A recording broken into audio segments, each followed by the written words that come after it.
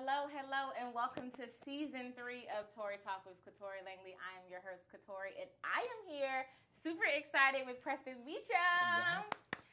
Yes. I would say, breakout star of Summer House, Virginia. Of course, I'm a little biased. No. Because I'm like, it is in the DMV. Yes. But thank you so much for stopping and talking with me today. I'm super excited. I'm excited to be here, too. And listen, let's talk about this setup, the Prosecco. Everything is A1, so thank you. You are very welcome. That's the Prosecco here. The vibes are courtesy, I don't know if you guys can see back there, of Vineyard today. Yes. So, first, cheers. Cheers. Listen, she good. Issa Rae got a hit, so look. It's so yummy, right? If you like Prosecco. And funny enough, I don't even like Prosecco. Really? I'm a champagne drinker, but when I tell you this is so good, like it's smooth. I don't have the same acidity as I usually would with Prosecco. So, shout out to Issa Rae. See, I have always been a champagne drinker myself. Yeah.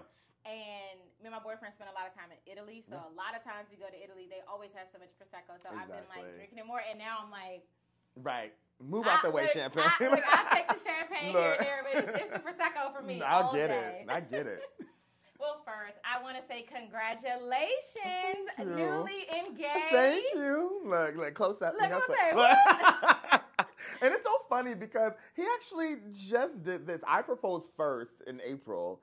And then he counter-proposed, what is today? Wednesday? Yeah, it was yesterday. 3 days ago.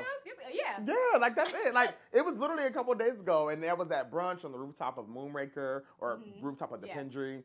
And it was a hectic day at first, to be honest. Really? Because I had just came back from New York, and our reservations were at 1:30. My train came in at 12:55, and I was like, oh my God, I have to. Did you come dressed? I did. I was already dressed, thankfully. But funny enough, their brunch ended at 2:30.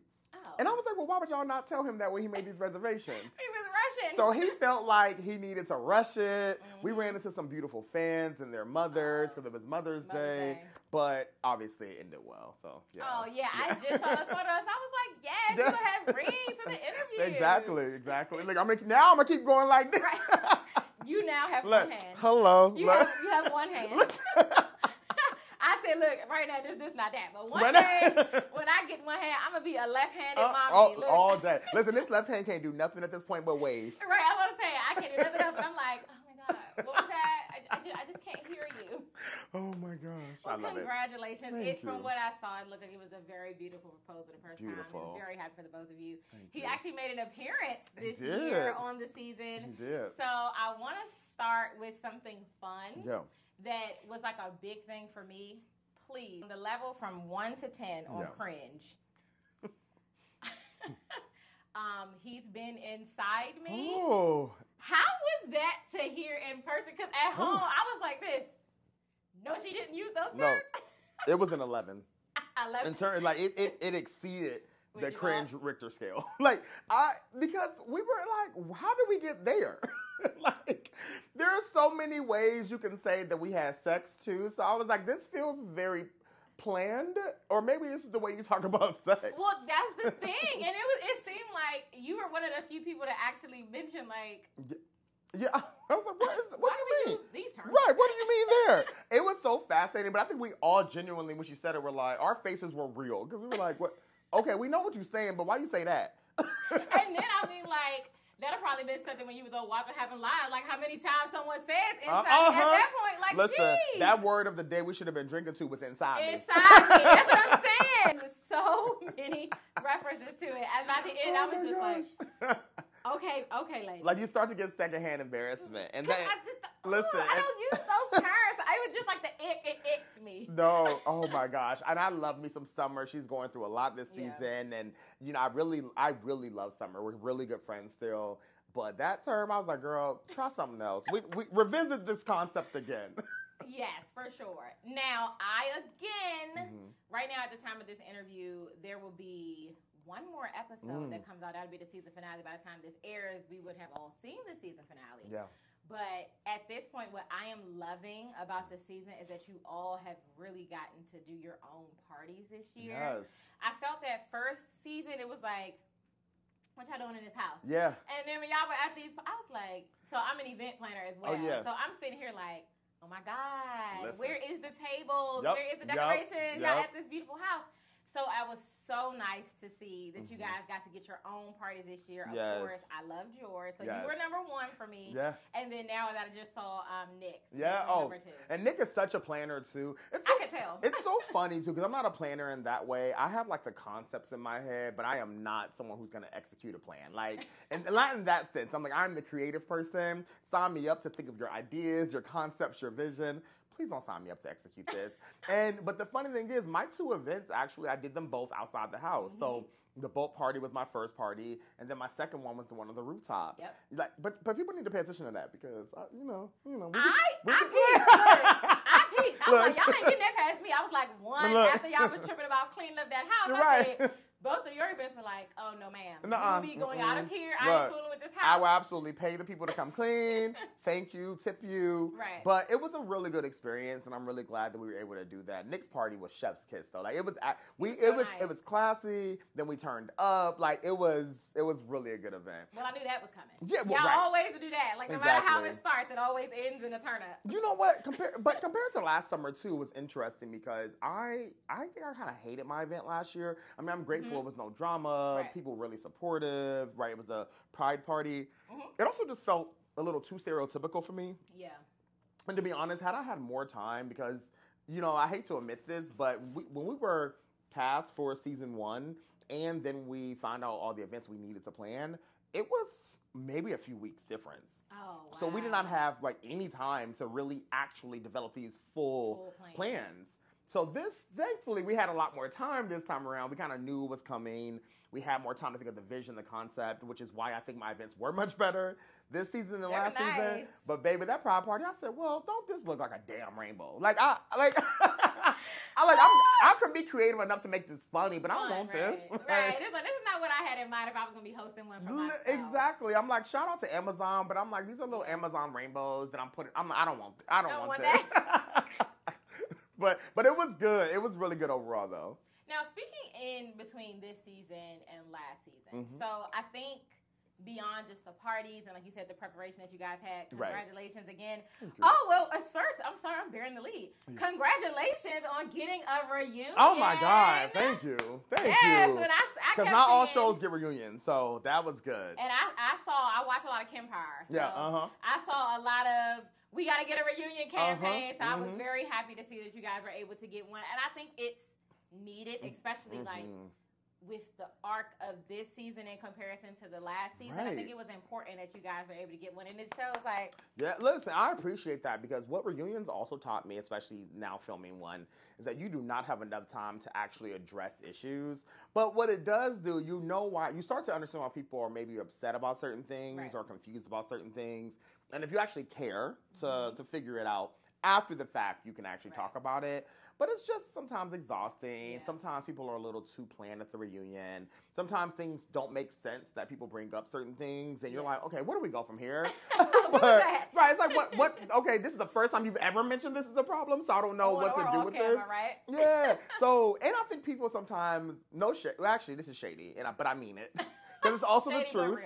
People sometimes confuse filming with non-filming things. And so it's just interesting to me because for me, a lot of things that are not filmed likely should not be brought up. Right. And so, because it just confuses viewers. Yeah. But it's also like, if this is the personal reason why you're upset with someone, bring it to the camera. Like the reunion, in my opinion, is just not the time to really bring all of it up.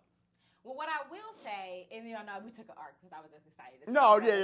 But one of the biggest things that we noticed in between this season and last season is just the time in which you are in Oaks Bluff. Yes, at first, it was like a ghost town. It was like y'all were there alone. Yes, it was freezing. And it was cold. And it was freezing. I mean, the viewers picked it up pretty easily, particularly even if you don't vacation in the Vineyard or the Vineyard. But for the people who do vacation on the Vineyard, they're like, well, we know it's not cold in July and August. Right. So so we filmed a little later last summer. This summer, thankfully, we were actually there in the summer, right? So we were able to be there, see a lot more people. We got a lot of love when we were there. You know, and not to even bury the lead, to be honest, I think the first summer made sense to us to film later, unfortunately, but it was only because there was just a lot of controversy, right? And people didn't know what to expect, if they were going to like us, and there's still some of that out there for sure, but I think after people saw the first season, they were like, you know what, it's not as bad as we expected, So we got a lot of love when we were filming there this time around. Like, I will never forget one time I was walking, and we were at a restaurant, and somebody was like, Preston, your mac and cheese do look amazing. Right. So it was like, it's just funny how that happens. I'm like, oh, well, thank y'all. Uh-huh. Yeah. And you know what I think is so interesting, too? When I've been, like, watching the show, you know, like, you have, like, your favorites. This is why I say breakout stars, because what I love and what I think that you do an amazing job at is you seem to be, like, the centering, calming energy. Yeah. And it's usually. surprising. Well, right. I mean, it's like, look, we gotta go there, you gotta go there. No, but it's like, for the most part, it just seems like you get along well with everyone. I think a lot of the things that you bring up are very poignant. Yeah. And they're points that it's like, that'd be me. Yeah. If I was there, I'd be saying that. Right, and it's like, I know it is a show, so I know there's a level of, like, controversy that you guys are, like, you know, effect you have to have. But I do really love your take when brought in. Thank you. No, I appreciate that. You know what I realized, too? It can be a little overwhelming at times as well, because everyone kind of expects me to be the neutral party. And I'm like, y'all, sometimes I'm not neutral. Right. Many times, actually, I'm not neutral. I'm like, the time where you will hear me getting in the middle or people ask my opinion is because I can clearly tell they're not listening to each other. Mm-hmm. So it's like, okay, like, now maybe y'all be like, are y'all hearing? Like, that happened with Summer and Jordan a lot. Yeah. I'm just like, okay, y'all both talk to each other crazy, actually. Like, I know y'all think it's one or the other. Y'all both, y'all tone is a little, both wild. Right. And so it's like, how do you actually talk about this? Because I'm close with both of you. But sometimes it can be overwhelming. And so, you know, I received so many questions from viewers, and I love viewers, so I really appreciate questions, even the ones that I think are are incorrect, frankly, like the inference is wrong. Like, you know, for example, someone was like, well, I never see you check Jordan. And it's such an interesting framing to me, because I'm like, well, one, that's a roundabout way to attack her. Right. But I'm just like, if I were not me, you would not expect anyone else on cast to check her. Right. So I'm like, it's just a weird thing to expect it from me and not expect it from anyone else. And it gets a little overwhelming at times. Because it is like, well, why didn't Preston speak up here? Why didn't he speak up here? And I'm like, everybody needs to hold everybody accountable. I am no better than anyone else here. Right. I may have different tools to do it, frankly. But, you know, but the honest truth is, my friends, right, and outside of TV, they know that's who I am, right? That I am usually the resolver. I'm always figuring out what's the goal. Like, you know, if y'all want to be friends, you know, maybe don't pop off all the time. Now, if I don't want to be, then that's a different conversation. But I am grateful that I'm able to be that person in this group, and I realize how stressful it can be at times, too. It is a lot of pressure. I kind of feel like, for me, you know how everyone has, like, their kind of drunk? Right. I am the happy, fun drunk. I'm not the cry drunk. I'm not the ready to fight drunk. I want to dance, have a good time. Like, not as much, You said Shanice? Yes, there we go. I was like, I got you. I saw you getting there. I'm not quite Shanice, but I do like to have a good time. I want everyone to have fun. I want it to be a good experience, especially like we're on vacation. What I loved and what was so interesting to me when we first knew that the show was coming was the fact that it was going to be in Martha's Vineyard in Oaks Bluff. And for me, as a child born in 1992, you know, my reference to that is definitely Inkwell. Right, exactly. So it's like when I'm thinking, I'm like, ooh.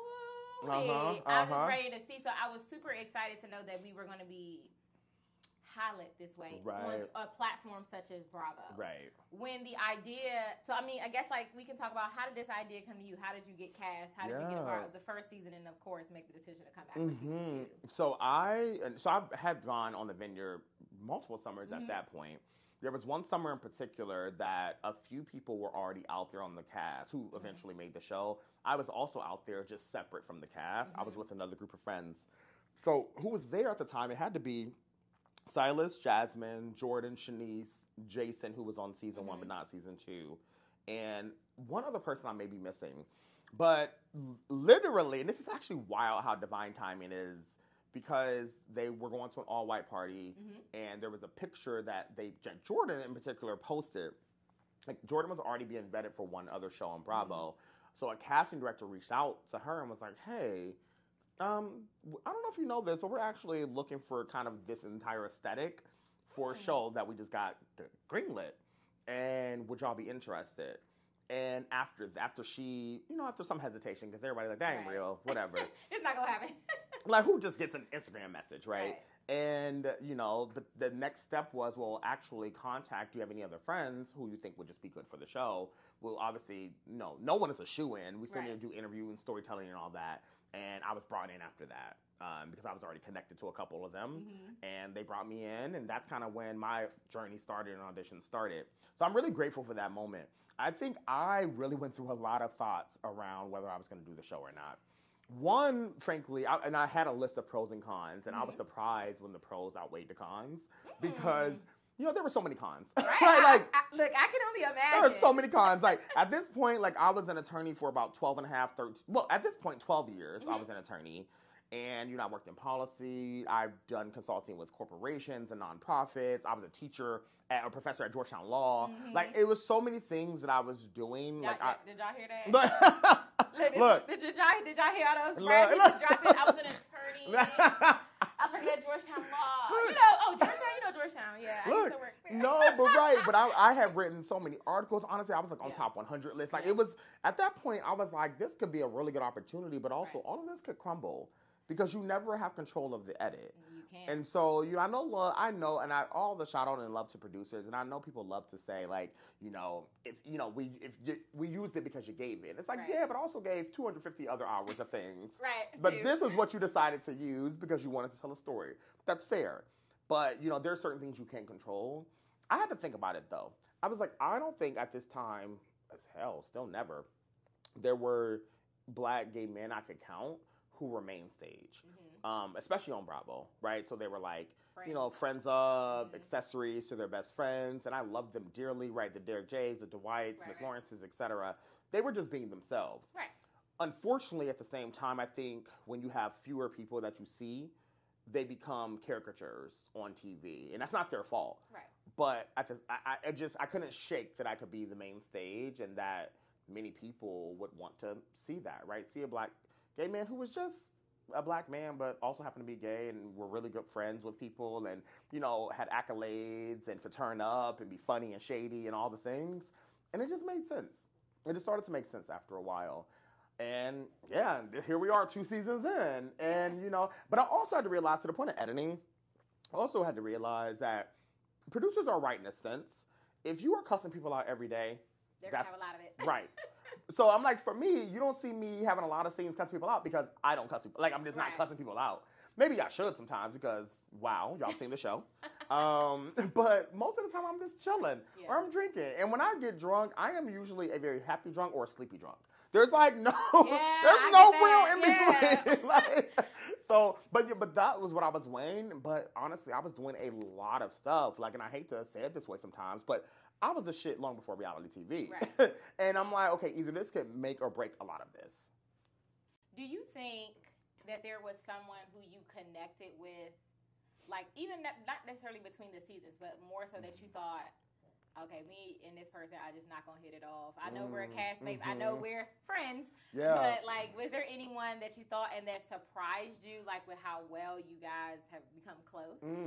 I don't think anyone surprised me in terms of closeness. I was always very open to be like, who seems like we will vibe the best. And honestly, for me, it was Jordan. I appreciate people who know their boundaries, who will call out the boundaries, no matter if they're called aggressive, bitchy, whatever. Like, because that's just the women who raised me. Like, that's my sisters, that's my mama, that's my grandmother. Like, that's who they were. And she reminded me a lot of them. I think the person who I started to distance myself from the most, which became, not even shocking, but interesting, was Jasmine. I think Jasmine and I honestly weren't that close before we started filming. Again, like, my line brother is her husband. And I think it just started to blur lines the more things started to continue. I think viewers even thought we were much closer than what we were. And I'm just like, surely we're cool enough for me to be a groomsman in this wedding because of her husband. And because her husband is my line brother. But I'm like, she and I maybe hung out 10 times, right? Like, with each other, right? So we just didn't have as close as a relationship, and there were some things that I did know. The person who I did start to know and really enjoy, for me, became different when we were filming. And so that's when, you know, that's why I think certain things started to play out in the way they did. Bria and I also never really fully connected well. Like, we just didn't. Y'all had, and it's so funny when I like see her edit or like hear her commentary or even hear her come on like so to talk about it, and I'm just like, what is going on, girl? Yeah, I just think she views things very differently than I do. Yeah, and I think she's a little bit too unrealistic for me. Yeah.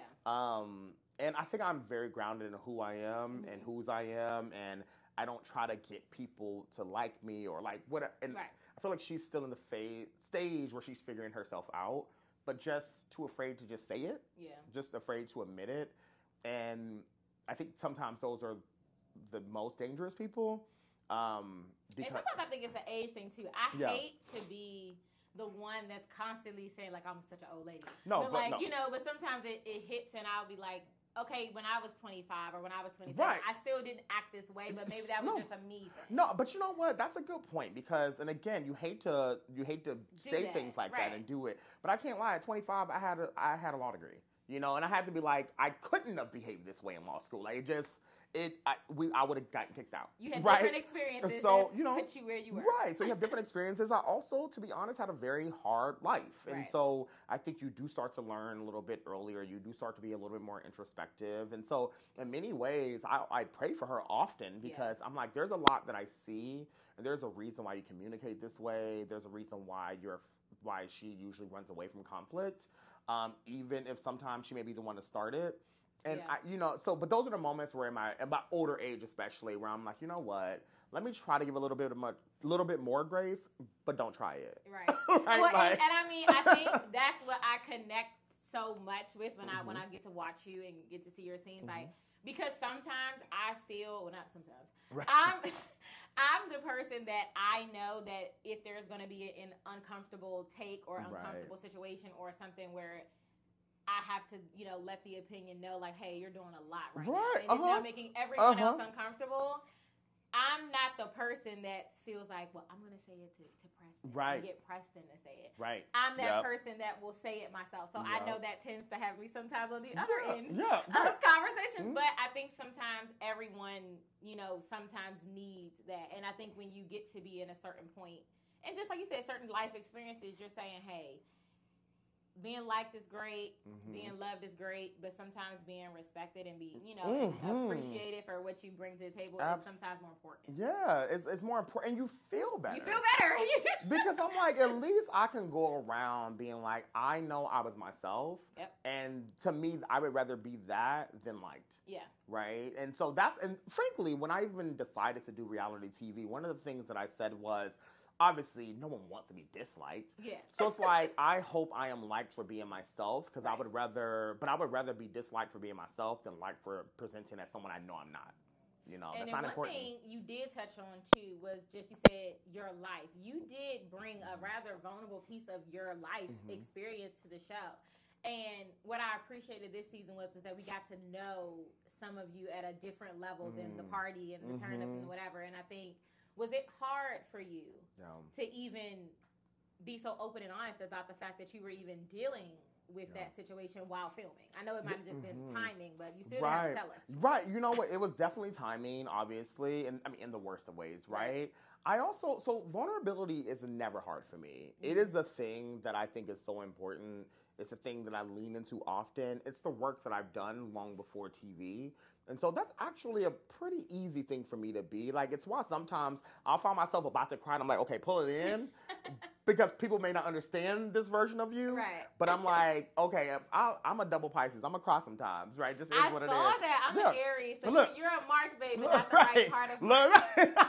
The front part of March. Right, you need to be over there with the Aries in. But sometimes I cry when I'm mad and I know I can't do anything with this anger. And so that's what most times when I cry. I'm like, don't take this as sadness. I'm actually want to beat your ass. Like, that's actually what this is. And that's probably one of your, I think I've read or like I saw that you're very, very close with Candace, and I've always said, Miss Diller Bassett. But that's, because she's like, anger. She's trying not to give you this moment that you're searching for. Yeah, and sometimes our emotions come about in different ways, right? And sometimes it's anger, and then you flipping stuff over. Right. Sometimes it's like, I am trying my hardest to keep this in, actually. So my emotion is going to come out by way of crying. Right. And so, but in terms of, it's so interesting because I think when I think about my father, you know, he was just never the most kind person, the most warm person ever. And I think for some people, they didn't know how to take it. I think they were just like, are you going to actually tell all the details? And I'm like, well, I can't tell all the details. Right. But I'm like, I have always hated this stance that a lot of families, I'm sure, take, but I'm Black. A lot of Black families take, which is don't speak ill of the dead. Yeah. And I have long lived this like thought that if you don't want me to speak ill of you when you're dead, you should be kind when you're living. Sure. And so, you know, I'm not going to trash you. I don't want to stomp you 6 feet under more. Right. But I'm like, I also don't want to lie about the harm you caused me during your and our life, because that is presenting something that's false. And so while I knew my father wasn't the worst person in the world, he was just not a kind person. He wasn't there. He abused my mother emotionally and physically. And so when he passed, I really was going through a lot of emotions because I didn't expect me to feel sad. But I did. I felt a lot of sadness, which part of me, for me, was it was just weird. Yeah. Because I'm like, I don't really know him. Yeah. But also, this is still a parent, right? Yeah. A biological parent, and you know that hurts even if you have an estranged relationship. I think the timing made it worse naturally because grief obviously is not linear. People grieve in very different ways. Try doing it on a reality TV show. I can imagine. Where it's so much more than just that. Like the first day where I went off, when everyone saw me go off for the first time ever, it was like his funeral was literally in 12 hours, right? Like it was the next day. And so I'm like trying to keep it in. I'm trying to suppress it. I'm tired of people arguing. I'm trying to eat my crab legs. Like there's just so much happening. I know, right? And I'm just like, oh my God, I'm about to lose it. Right. And so those are the moments where your vulnerability became like anger, right? And you can snap in those moments. So to answer your direct question, it was hard because of the timing, but being vulnerable to me is such a beautiful thing that part wasn't difficult to be. Now, I know right now, right? Is there something that you, we only have one more episode left to go, right? Mm-hmm. You guys have already filmed your reunion? Yep, we already filmed the reunion. So the reunion's already been filmed. Is there something that you wish, looking back, that you say, hey, oh, I wish I would have wore that outfit, or I wish I would have said this, or I wish I could have interjected. At the reunion? Well, even just... Because the reunion I definitely have an answer for. Okay, we'll do that one then. So I think, again, we don't know what's going to be cut up, and I think that's the interesting thing, right? The reunion is probably only going to be one part. Right. We filmed for 3 hours. Clearly, everything is not going to be included. Oh, yeah. Y'all didn't have that 10-hour, 12-hour day. Yeah. So I don't know what is going to make it. But I wish we spoke up a lot more. I wish Nick, actually, spoke up a lot more about Amir and Natalie. That is the thing that I really wish, because I think he will even admit now. I think we were just we never filmed a reunion, right? Yeah. So it was like, when do I say something? So, those were moments I kept chiming in because I could look over and I'm like... It was that NECA effect. Right. NECA, you gotta say some stuff. I know, I said, okay.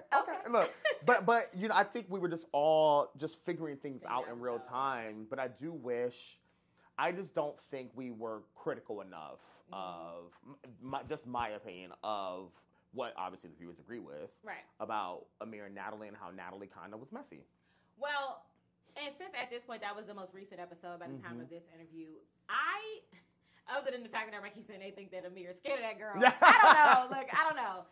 But what I do think is important, and what I think you can appreciate as a man, as an attorney, just as a person in the universe, words have meaning, right? And you cannot say certain things or bring certain things up in form, for sure, and then throw that rock and then try to step back and look at the damage. And like I said, I have the people who I connect with for different reasons, but I did feel, me personally, that it seemed from what I can see from the edit that Nick kind of got an unfair shake at the things that were being said. Yeah, I actually don't think it's just the edit. I understand that some people, I think it was wrong. Yeah, I don't think it was right. I think it was 100% wrong. Jordan, myself, and Summer had already had this conversation, and just to be clear, I know you don't know stuff until you watch the episode. So I know Noelle, Shanice, Bria, and Natalie, they didn't know we had this conversation, but it's also their relationships with Nick are just different. Right. And so we have the conversation as friends, just to be like, hey, not like judgment attached to it, just like we're hearing things and just kind of chill out, right? And he did. Yeah. And so I just wish he was able to defend himself a little bit more. Now with reunions, you don't have a lot of time. You get interrupted quickly. You're trying to figure out your talking points. Like, it's just not enough time to really have this conversation. But I really hope, I know viewers will agree with him. Ultimately, they already are. I just wish that conversation came up a lot more because I do think Natalie was wrong. I think she was wrong. Yeah, I don't feel that he got a fair shake when it came to this because, I mean, like I said, words have meanings, and I just kind of feel as though when you say these type of things, it'll bring up some other feelings. For sure. And it leaves it too much, what's the word, like too much to imagination. Yeah, your credibility becomes under attack, right. Your reputation, your character. And in this day and age of, like, obvious conversations around Hinsy men and men who, et cetera, like, certain words have obvious negative meanings and connotations. And I just think we have to be careful about how we're addressing it. And if you're addressing it to the person directly. And that was always my issue. I'm like, this is not just about the fact that y'all are bringing it to Tasia, or one person, right. frankly, Natalie wanted to bring it to Tasia. But this is about, like, the way y'all discussing this is just not good. Like, right. oh, if he was drunk, I'm sure he let somebody else hit, or I'm sure he'll hit. Like, it's just like, what are we talking about? So I didn't like that at all. And I just wish we had more time to talk about it. I think that too, but I think it's also the message and the messenger. As, you brought that to Nick as a friend of his, as someone that knows him, that he can confide in and say, hey, from my perspective, bro, let you know what I see, or what was being said. It just seemed like very strange that it came from Natalie on the couples weekend out of not even being there. And then, like, what I thought was so funny when you saw it back, how, like, I know what happened. I'm like, you don't know what happened. Exactly. You weren't there either. Even my fiance had to be like, why do you know everyone's business? Because he's just chilling and trying to blow up inflatables. Like, right? He's just drinking and taking naps on couches. Right. Why are you meddling into other people's business and then try to hide your hand and be like, I didn't do this. I wasn't trying to be messy. It's like, yes, you were. And all y'all, y'all are all wrong. Like, and I think that's okay to look at something back and not blame editing and just to be like, you know what? I wish I could have handled this differently. Right? Because sometimes that is the human thing. It's like, we all mess up. The difference is our mess ups are filmed. Yeah. And I think it's okay. And I think viewers will respect that. If you're just like, you know what? I did not handle this correctly. Wow. Like, I'm so sorry. Like, you know, as opposed to being like, F this, F that. The editing did this. I did not say that. It's like, oh, okay. Because the editing only impacts you when you look bad. Yeah. Sure. Right. When it's great. The editing is my friend. Producers are my friend. I love them. Production is amazing. No. It's like, just like episode 1, I could have easily been like, no, F Bria, she, always yelling. I'm like, you know what? No, she is always yelling, and I could have handled that differently. Yeah. Like, the usual me wouldn't responded this way. But I'm like, I did, and let me own that. Yeah. That's human. So the last thing I want to ask before we just talk about regular general topics is this Justice for Mariah movement, okay? Like I said, I've read things, I've looked at things online, and it just kind of seems like to me, do you feel that, one, it was handled correctly, like you all as a group? Do you feel like you did the best thing by, like, to vote to tell her to leave? No. Do you feel Amir standing by, knowing what happened, could have done anything to fix it? And then, like, how Bria even, handled it in that moment? Everyone, do you feel like... Yeah, I think we all are a bit wrong, right? Naturally, again, hindsight. I'm tired of even thinking about dog clothes and washing dog clothes in that summer. But I do think it's important to talk about it, right? So, one, I can't not see and not think about what would happen if Amir just said, hey, I did this. I don't agree with Mariah that he did it on purpose. Like, I mean, yes, he did it on purpose, meaning he, like, took the clothes from the washer and put it in the dryer. Because, let me be clear. That's the next step. We don't have many washers and dryers in that place, and it's a lot of us. So, when you can get access to it, you got to get access to it. But I was like, you should have said something, right? This little weak finger raise is not it. You need to actually say, hey, y'all, chill out. I actually did that. Because what other reason would they have to continue arguing? Like, Mariah was blaming Bria for it. So it's like, and understandably so, right? It's her dog. So it just didn't make sense. And so I was like, all right, I do think you know what? Do I think it was wrong for Mariah to leave? No. For that, yes. Mariah, as a good friend of mine, we knew there was something else happening, and she was just kind of going through some personal things, which is her story to tell, of course. And so I was like, I do think you need some distance, and let's figure this out. But, you know, I think, you know, we could have defended her more, had her actually explain the situation to us a bit more, and shared what she needed or didn't need from us. I just am tired of it. Like, it just feels really weird. I will say, I do understand what Amir is attempting to say when he say, just because I did this doesn't mean you had to, hit Bria. I'm also just like, maybe my hood is a little different, but the word being hit is weird to me, because I'm like, it was actually kind of a tap. Right. At a maximum, like a gentle shove. And so I was like, I don't really understand this. Right. You know, someone even said, like, oh, that was an assault. And I'm like, y'all know I'm an attorney, right? Don't just use words. Like, please, because I would hate to pull up the actual definition of an assault. Like, you know, the state and common law version. So I'm like, no, that's not it. So, you know, but I get it. There are a lot of emotions we're raising high. Mariah's my girl. I pray she really receives another time to show herself, be who she is. Like, you know, I think we deserve to see more of Mariah. I just also know that was a moment in time, and that likely will not happen again. But I also think we should unpack why, you know, there are double standards too, right? There are examples where a couple cast members have shoved someone and hit someone, and nothing happened, right? Literally nothing happened. And so I think there's a lot to unpack there, but I think the situation is messy and it's run its course. Yeah. And hopefully people can resolve the situation and be cool or not, but stay out of each other's way at a minimum. Well, I mean, with that in mind, I mean, it was a big topic about when her being able to come back this season. Correct. Bria, who was, you know, mentioned in other interviews that she was perfectly fine with her coming back, and then the second that we are now filming, it was like another thing. Which still confuses me, honestly. And, you know, I'm not going to tell too much because this was addressed at the reunion, but, you know, viewers found the Empire interview where she said that it was no issue. And I want to say that was around June of 2023, right? We started filming August of 2023, right? And the situation just became different. And I'm just like, I don't see why this situation is suddenly different. And even with her, you know, saying that things happen, I'm like, it was a month and a half in between. Right. Like, what? Y'all don't talk. So, like, what actually could have happened?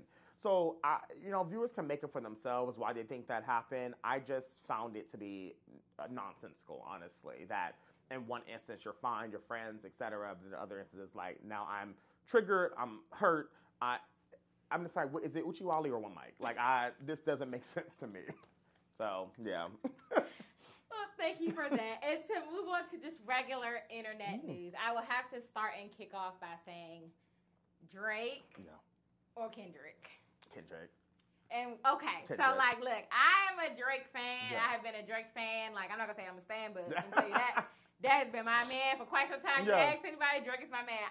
My man from afar. Like, you know how when they say you never meet your heroes? Like, I believe everything they are saying. Right. He's the person he is. So it's like, I love you from here. I love the music, but to know him personally, I feel like we would not click. Yeah. But he is going down bad. Yeah, like these Kendrick songs are good. Listen, Not Like Us is number 1 on the Billboard charts. Euphoria is number 6. It was number 3 the other day. Number 3. Right. Another song is number 6. What song is it that he has with Future? That's number 6, right? Like, it's just like 3 of his songs are in the top 10 on the Billboard. And 2 of them are in the top 3. Right. So, I'll be honest. I've just never been... I mean, I'm a fan, again, as Kendrick said, I don't like the Drake where he acts tough. I like Drake who sing the melodies. Right. And so for me, it's like, I miss the Houston, Atlanta, Vegas Drake, the Take Care, the Drake that knew he couldn't fight and sang about it. Like, this Drake is just doing too much for me, and now it sounds like the hokey pokey for adults. Right. And I just can't vibe with it. So, but I've been a Kendrick fan since 2009. Like, I have been writing. You know, there are moments you read back some of your statuses you put on Facebook, and I will never forget, I was in law school typing if Pyrus and Crips all got along. Meanwhile, I'm in law school. Facebook will humble you. I see some of those things that I used to write, and I'd be like, still true. It be like, I'm the this, and the way you spell it all weird. Right. And I be like, if this true. DIS. I'm like, Right. oh. And I knew it was this. If you are. Right. Oh, so embarrassing. But it's a. I'm like, what did I know about Pyrus and Crips in law school? Like, but you know I. But I loved and love Kendrick. I mean, and he's problematic too. So is Drake. Both of them problematic. But I just think Kendrick is better lyrically. I think his visuals are better. They're more thoughtful. And right now, I mean, he's handing Drake his ass. Yeah. I mean. Yeah.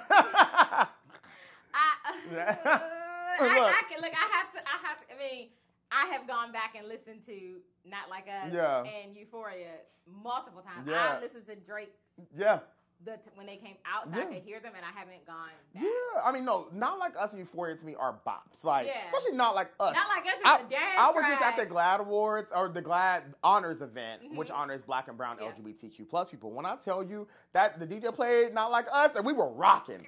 Right, like, we were like A minor. We like, wait, okay, why this whole... You know the words. It's been out 1 week, and it is now Anthem. Baby, look. So sorry, Drake. Well, I'm not really, but... You know. One other thing I want to talk about, it is now May of 2024, and we have not heard from Krishan and Blueface. I know he locked down, shout out to the feds. I mean, to to my cons out there, but it's like, they're so quiet. Yeah. And I really just feel that our prayers have been answered. I prayed many days. Yeah. That they would just go on, this sect would go away. Yeah. How do you feel as a person in reality TV about that kind of like sect of, I don't really know where you go to find there. Is it an app? Is it on the internet? I don't know. What website? I don't know. I'm like, what website is it on? That's what I'm saying. Like, don't stop me lying. Look, I'm like, is it .net? Maybe .net. Look. .org. Right. .org. So listen, this is tough because I deeply believe if we had more images of Black folks, images like theirs wouldn't be as bad, right? Mm-hmm. Like, because people could understand that we are everything, right? Whatever people perceive as the good, the bad, the ugly, like, we're able to explore that way. I just think with them, like, because, you look up their following, and they have a big following, and you look up their hashtags, and people talk about them often. They trend. Sometimes marketers will feed into it because that's what people want to see. But I just challenge the why. Yeah. Like, why is it that we can't see images like ours consistently and theirs consistently? Yeah. People be like, oh, it's because, I see them and sometimes I feel better about my life. And I'm like, but that's also horrible, right? Like, I don't want you to feel good about your life because people look like they're going downhill. Yeah, they're doing terrible. Right. Now, you can clearly see there are actual problems related to, I'm not a psychiatrist or a psychologist, but there are obvious things going on. There's triggers, there's drug use, there's alcohol. Like, there's a lot happening consistently. Violence. I just wish that people like us also got the same chance, right? To be seen, to be valued, for people to share our images, share the things that we do and the work we care about. And so, am I mad that they're shown all the time? Maybe not. I'm more so just mad that people think that is the only thing that they can view as important in Hollywood or in the reality TV space, if you will. Yeah, knock on wood. I hope they don't, after this interview, just pop back up again because it's been quiet and I've been happy. Listen, it's been good. Yeah, it's been a nice 2024 so far. Calm. We got enough other crazy things going on. We had to add them to the mix. Right. Listen, I'm just like, I don't know them people, right? I wish them well. I just wish that we got the same chances for just doing everyday regular stuff. Yeah, and I mean, like, what I see and what my biggest gripe sometimes in reality TV is that there's more people just living their everyday life than there is people doing this. I am 32 years old. Right. I can tell you right now, I have not been in a physical fight since I was a child. Right. Like, it's possible. It can happen. Right, like, it can happen. Like, you can get into a little back and forth, but like the way in which is there every single day. Yeah. Drag out fights is just not my life. No. I don't relate to that at all. No, you're right, and I just find it.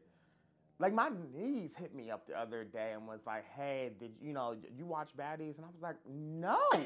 And why? Watch what now? And I'm like, and why do you?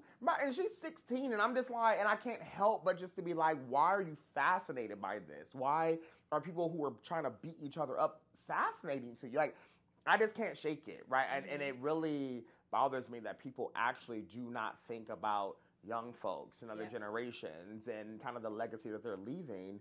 And sometimes they're just worried about making quick money and seeing what they got to do to even get there. I just, like, even on, what's the Bad Boys Club, I guess is what it's called. Like, they be fighting on Instagram Live for an audition. Look, I said, baby, you on the internet. You on the, right. I'm like, you on the internet. Right. Fighting for an audition that they gonna pick just an influencer for. Like, anyway. It's I can't wrap my mind around it. Right. And then, but some people be like, they think they better than us because they ain't fighting 25 years. Yes, we are. Look, you see this? I don't know what to say. This cannot be bruised, bloody, split open. None of that. I'm like, not you want us to feel bad that we don't want to fight, right? I don't really know what that means. Yeah. I pray for us, Lord. We all need couch time. Oh, word. God. Well, again, I want to thank you so much for stopping and talking to me as we close out your interview. I just want to know, what do you have coming up next? What are you excited about? I'm excited. So many things. So one, I'm really excited about, like, this book I finally started to write. I have some close friends who are, believe it or not, New York Times bestsellers. And every time they hit me up, they're like, so when is your book coming? Right? And I'm like, I know it's a lot. So I'm really excited that I started my memoir finally. And I'm really excited. I mean, it's going to be a long process, but I'm excited about that. And listen, buy your clothes on my website. So, no. But seriously, if viewers go to PrestonMitchum.com/shop, they'll see I have merchandise available. A lot of it is right now from my company, PDM Consulting. A lot of it, though, is really from Summer House Martha's Vineyard. So you'll see quotes. You'll see some of my infamous memes now on shirts and hats and mugs. So I'm just really excited about that. And they can really buy it all up.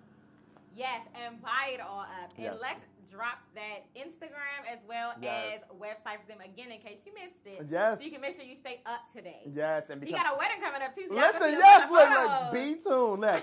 So because I'm not that creative, it's the same all the way around. So PrestonMitchum.com for the website, or for the website for the clothes /shop. And then Twitter, Instagram, it's Preston Mitchum or Preston.Mitchum. Perfect.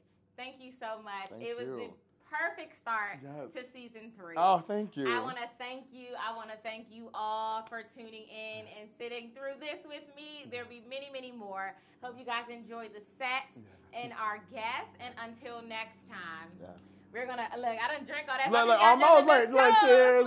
Look, cheers. Thank you.